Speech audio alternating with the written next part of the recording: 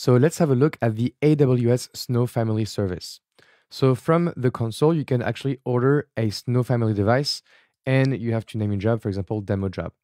So we need to choose a job type so we can import data into Amazon S3, which is the most common use case. We can also export data from Amazon S3. You can order a Snow device just for local compute and storage only. This gives you some kind of device, that server that can run in a remote place without being connected to the internet. Or you can import virtual types into the AWS storage gateway. So we'll choose the first option, import into Amazon S3.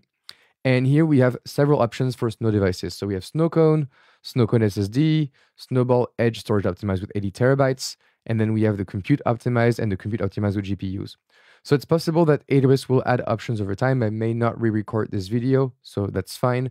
I always cover what's at the exam, so don't worry. And so as you can see, we have several options, and we see in the previous lecture the use case for each option, so I won't go over them. But this is a nice way to know what you're getting. Okay, so let's say we go, for example, with a compute optimized Snowball Edge. Then we need to choose a pricing option. So we have on-demand pricing, monthly pricing, or then commitment for 1 or 3 year period. Then we have the storage type, so it's an S3 data transfer. And then what AMI do we want to use on it? So this is a compute type of instance, so we can actually load an AMI, for example, this Amazon Linux 2 for Snow family. But you could create your own AMI to have your own compute needs. Then where do you want to load the data onto? So what S3 buckets are available to you?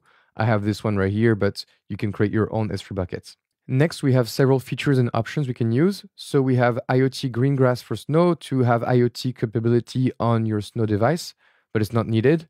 And then we can do remote device management by using Ops Hub or the Snowball client.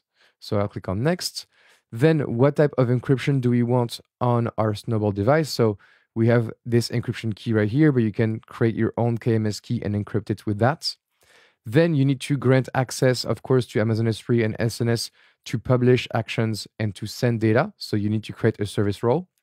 And then you need to add an address, so where you want to ship it, which country, which state, and so on, as well as the shipping speed and the SNS notification for your job status changes.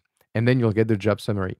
So that's it. You've seen all the options for Snow devices and the Snow family. Remember, it's most commonly used to send data into Amazon S3 and out of Amazon S3.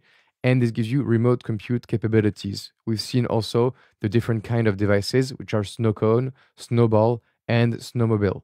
All right, that's it. I hope you liked it, and I will see you in the next lecture.